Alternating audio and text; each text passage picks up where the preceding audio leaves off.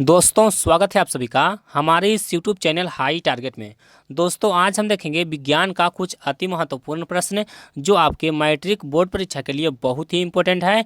और दोस्तों यह फाइनल एग्जाम के लिए रिवीजन वीडियो है, इसलिए आप लोग इस वीडियो को पूरा जरूर देखें। दोस्तों आपको एक भी क्वेश्चन को स्किप नहीं करना है, क्योंकि एक एक क्वेश्चन इस वीडियो का काफ़ी इंपॉर्टेंट है और आपके फाइनल एग्जाम में पूछे जा सकते हैं। तो चलिए वीडियो को शुरू करते हैं। जल्दी से वीडियो को लाइक कर दीजिए और अगर आप लोग इस चैनल पर नए हैं तो चैनल को भी सब्सक्राइब करके आप लोग हाई टारगेट का सदस्य बन जाइए। और दोस्तों बेल आइकन को जरूर दबाइए ताकि आपको वीडियो का नोटिफिकेशन सबसे पहले मिले, क्योंकि आपके एग्जामिनेशन में अब बहुत कम समय बचा हुआ है, तो अब से आप लोग तैयारी में लग जाइए। तो चलिए हम लोग पहला प्रश्न से स्टार्ट करते हैं। देखिए पहला प्रश्न कहता है कि एक एंगस्ट्रम का मान क्या होता है। दोस्तों एक एंगस्ट्रम का मान क्या होता है, तो देखिए आपको मीटर में बताना है। तो देखिए आपको ऑप्शन दिया हुआ है, ए में 10⁻−10 मीटर, बी है 10⁻−8 मीटर, उसके बाद सी दिया हुआ है 10⁻11 मीटर और डी है इनमें से कोई नहीं। तो दोस्तों हमारा उत्तर होगा 10⁻−10 मीटर, यानी कि ऑप्शन ए हमारा बिल्कुल सही आंसर है। एक एंगस्ट्रम का मान कितना होता है, 10⁻−10 मीटर। उसके बाद आइए दूसरा प्रश्न में। देखिए दूसरा प्रश्न कहता है कि विद्युत बल्ब में फिलामेंट तार बना होता है, यानी कि विद्युत बल्ब का जो फिलामेंट होता है वो किस तार का बना होता है, यानी कि वह किस धातु का होता है। तो देखिए आपको ऑप्शन दिया हुआ है, ए में एल्यूमिनियम, बी है तांबा, सी है लोहा और डी है टंगस्टन। तो दोस्तों विद्युत बल्ब का जो फिलामेंट होता है वो टंगस्टन का बना होता है, यानी कि हमारा उत्तर क्या हो जाएगा, ऑप्शन डी हो जाएगा, टंगस्टन। उसके बाद आइए अगला क्वेश्चन में। देखिए तीसरा प्रश्न, ये भी मोस्ट इंपोर्टेंट प्रश्न है। देखिए कहता है शक्ति का एसआई मात्रक क्या होता है। दोस्तों शक्ति को हम लोग पावर कहते हैं, तो जो पावर का एसआई मात्रक होता है वो क्या होता है, वाट होता है, यानी कि ऑप्शन डी हमारा बिल्कुल सही आंसर है, वाट। और इसको हम लोग डब्ल्यू से सूचित करते हैं, तो हमारा उत्तर क्या होगा, ऑप्शन डी होगा। उसके बाद आइए चौथा प्रश्न में। देखिए चौथा प्रश्न कहता है कि श्वेत रंग कितने रंगों के मेल से बना होता है, यानी कि श्वेत रंग है उसमें कितने रंग होते हैं, यानी कि श्वेत प्रकाश है वो कितने रंगों से मिलकर बना होता है। तो दोस्तों हमारा उत्तर होगा 7 रंग, यानी कि ऑप्शन डी हमारा बिल्कुल सही आंसर है, 7 रंग। उसके बाद आइए अगला प्रश्न में। देखिए पांचवा क्वेश्चन कहता है कि निकट दृष्टि दोष वाले व्यक्ति के चश्मे में होता है, यानी कि जिस व्यक्ति के आंख में निकट दृष्टि दोष होता है उसके चश्मे में कौन सा लेंस होता है, उत्तल लेंस होता है या फिर अवतल लेंस होता है या फिर बेलनाकार लेंस होता है या फिर इनमें से कोई नहीं, यानी कि नॉन ऑफ दिस। तो हमारा जो उत्तर होगा वो होगा अवतल लेंस, यानी कि निकट दृष्टि दोष वाले व्यक्ति के चश्मे में अवतल लेंस होता है। हमारा उत्तर क्या होगा, ऑप्शन बी होगा। उसके बाद आइए अगले प्रश्न में। देखिए छठा प्रश्न कहता है कि फेरस सल्फेट क्रिस्टल का रंग क्या होता है। दोस्तों जो फेरस सल्फेट का क्रिस्टल होता है उसका रंग क्या होता है ये आपको बताना है। तो देखिए आपको ऑप्शन दिया हुआ है, ए में सफ़ेद, बी में हरा, सी में लाल और डी में भूरा। तो दोस्तों जो फेरस सल्फेट का क्रिस्टल होता है वो कैसा होता है, हरा होता है। हमारा उत्तर क्या हो जाएगा, ऑप्शन बी हो जाएगा, हरा। आप इसको नेट पर सर्च करके देख लीजिए, फेरस सल्फेट लिखिए। देखिए जो फेरस सल्फेट का क्रिस्टल आएगा वो किस रंग का होगा, हरा रंग का होगा। तो इसको आप खुद से देख सकते हैं। उसके बाद आइए अगला प्रश्न में। देखिए सातवां प्रश्न कहता है कि ग्लूकोज का रासायनिक सूत्र होता है। दोस्तों ग्लूकोज का रासायनिक सूत्र क्या होता है, तो दोस्तों इसका सही आंसर होगा C6H12 और O6, यानी कि हमारा उत्तर क्या हो जाएगा, हमारा उत्तर हो जाएगा ऑप्शन बी, C6H12 और O6। तो दोस्तों अगर आप लोग चीनी का रासायनिक सूत्र जानते होंगे तो चीनी का रासायनिक सूत्र मुझे कॉमेंट में बताइए कि चीनी का जो रासायनिक सूत्र होता है वो क्या होता है। तो अगर आप लोग जानते हैं तो जल्दी से कॉमेंट कीजिए कि जो चीनी का रासायनिक सूत्र होता है वो क्या है, क्योंकि वो भी क्वेश्चन इंपॉर्टेंट है, आपको एग्जामिनेशन में पूछे जा सकते हैं। उसके बाद आइए अगला प्रश्न में। देखिए आठवां प्रश्न कहता है कि साधारण ताप पर फास्फोरस का अणुसूत्र है। दोस्तों साधारण ताप पर फास्फोरस का अणुसूत्र क्या होता है। देखिए फास्फोरस को हम लोग पी से डिनोट करते हैं, यानी कि पी से सूचित करते हैं। अब देखिए साधारण ताप पर आपको फास्फोरस का सूत्र पूछा गया है, तो हमारा उत्तर होगा P4, यानी कि ऑप्शन डी हमारा बिल्कुल सही आंसर है, P4। उसके बाद आइए अगला प्रश्न में। देखिए नौवां प्रश्न कहता है कि स्टेनलेस स्टील मिश्र धातु है, यानी कि स्टेनलेस स्टील में क्या होता है। तो देखिए आपको ऑप्शन दिया हुआ है, ए में लोहा, बी है तांबा, सी है एल्यूमिनियम और डी है टीन। तो दोस्तों स्टेनलेस स्टील होता है उसमें टीन होता है, तो हमारा उत्तर क्या होगा, ऑप्शन डी होगा। उसके बाद आइए अगला क्वेश्चन में। देखिए 10वां प्रश्न कहता है कि फ्लोरीन अपरूप है। दोस्तों फ्लोरीन है वो किसका अपरूप है, ऑक्सीजन का है या फिर फॉस्फोरस का है या फिर कार्बन का है या फिर सल्फर का है। तो दोस्तों इसका सही आंसर होगा ऑप्शन सी, कार्बन। उसके बाद आइए अगला प्रश्न में देखिए 11वां प्रश्न कहता है कि मेंडलीफ ने अपने आवर्त सारणी में तत्वों को सजाया था, यानी कि मेंडलीफ ने जब आवर्त सारणी बनाया था तो उसमें तत्वों को किस आधार पर सजाया था।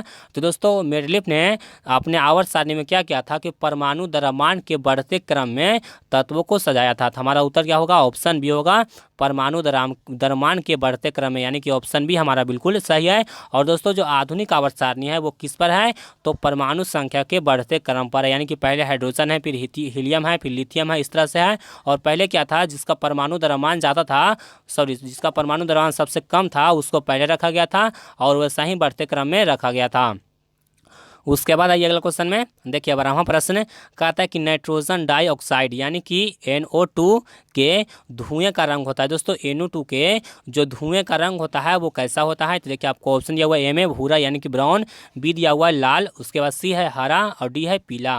तो दोस्तों इसका जो सही आंसर होगा वो होगा ब्राउन यानी कि भूरा, यानी कि ऑप्शन ए हमारा बिल्कुल सही है। उसके बाद आइए अगला प्रश्न में देखिए 13वां क्वेश्चन कहता है कि मैग्नीशियम पाया जाता है। दोस्तों मैग्नीशियम है वो कहाँ पाया जाता है, क्लोरोफिल में या फिर लाल रक्तकण में यानी कि RBC में, और उसके बाद सी दिया हुआ है वर्णी लवक में, और डी दिया हुआ है श्वेत रक्तकण यानी कि WBC में। तो दोस्तों जो मैग्नीशियम है वो कहाँ पाया जाता है, तो क्लोरोफिल में पाया जाता है। तो हमारा उत्तर क्या होगा, ऑप्शन ए होगा क्लोरोफिल। उसके बाद आइए अगला प्रश्न में देखिए 14वां प्रश्न कहता है कि फूल में नर जनन अंग होता है। दोस्तों फूल में नर जनन अंग कौन होता है, तो पुंकेसर होता है, यानी कि हमारा उत्तर क्या होगा, ऑप्शन ए होगा। और अगर आपको पूछेगा कि स्त्री जनन अंग कौन होता है, तो स्त्री केसर होता है, इसको आप याद रखिए, स्त्री केसर होता है। अगर कहेगा कि नर जनन अंग तो पुंकेसर, और अगर स्त्री जनन अंग पूछेगा तो क्या होगा, स्त्री केसर। उसके बाद आइए अगला क्वेश्चन में देखिए 15वां प्रश्न कहता है कि अंडाणु निषेचित होता है। दोस्तों अंडाणु निषेचित कहाँ होता है, तो फ्लोपियन ट्यूब में होता है, यानी कि फ्लोपियन नलिका में। तो हमारा उत्तर क्या होगा, ऑप्शन सी होगा, अंडाणु कहाँ निषेचित होता है, तो फ्लोपियन ट्यूब में होता है। उसके बाद आइए अगला प्रश्न में देखिए 16वां प्रश्न कहता है कि भोजन का पचना किस प्रकार की अभिक्रिया है। दोस्तों भोजन का पचना किस प्रकार की अभिक्रिया है, तो देखिए आपको ऑप्शन दिया हुआ है, ए में उपचयन, बी है संयोजन, उसके बाद सी है अपचयन और डी है विस्थापन। दोस्तों इस क्वेश्चन में बहुत सारे स्टूडेंट कंफ्यूज हो जाते हैं। देखिए भोजन का पचना किस प्रकार की अभिक्रिया है, तो उपचयन है, यानी कि हमारा उत्तर क्या होगा, ऑप्शन ए होगा उपचयन। उसके बाद आइए अगला प्रश्न में देखिए 17वां प्रश्न कहता है कि उभयलिंगी जीव है। दोस्तों कौन उभयलिंगी जीव है, देखिए आपको ऑप्शन दिया हुआ है, ए में क्या दिया हुआ है, केचुआ, बी है मछली, सी है शेर और डी है बकरी। तो दोस्तों जो केचुआ है वो क्या है, उभयलिंगी जीव है, यानी कि हमारा उत्तर क्या होगा, ऑप्शन ए होगा केचुआ। उसके बाद आइए 18वां प्रश्न में देखिए 18वां प्रश्न कहता है कि पृथ्वी पर ऊर्जा का मुख्य स्रोत है। दोस्तों पृथ्वी पर ऊर्जा का मुख्य स्रोत क्या है, तो देखिए आपको ऑप्शन दिया हुआ है, ए में कोयला, बी दिया हुआ है सूर्य, सी दिया हुआ है पानी और डी है लकड़ी। तो दोस्तों हमारा जो सही उत्तर होगा वो क्या होगा, सूर्य होगा, यानी कि पृथ्वी पर जो ऊर्जा का मुख्य स्रोत है यानी कि प्राइमरी सोर्स है वो क्या है, तो सूर्य है। उसके बाद आइए अगला प्रश्न में देखिए 19वां प्रश्न कहता है कि वृक्क की संरचनात्मक एवं क्रियात्मक इकाई को क्या कहते हैं। दोस्तों वृक्क की संरचनात्मक एवं क्रियात्मक इकाई को क्या कहते हैं, तो नेफ्रॉन कहते हैं। हमारा उत्तर क्या होगा, ऑप्शन डी होगा नेफ्रॉन। उसके बाद आइए अगला प्रश्न में देखिए 20वां प्रश्न, ये भी मोस्ट इंपोर्टेंट प्रश्न है। देखिए कहता है कि एक कोशिकीय शैवाल में जल का परिवहन होता है, यानी कि जो एक कोशिकीय शैवाल होता है, आप लोग जानते होंगे नील हरित शैवाल होता है जो एक कोशिकीय जीव है।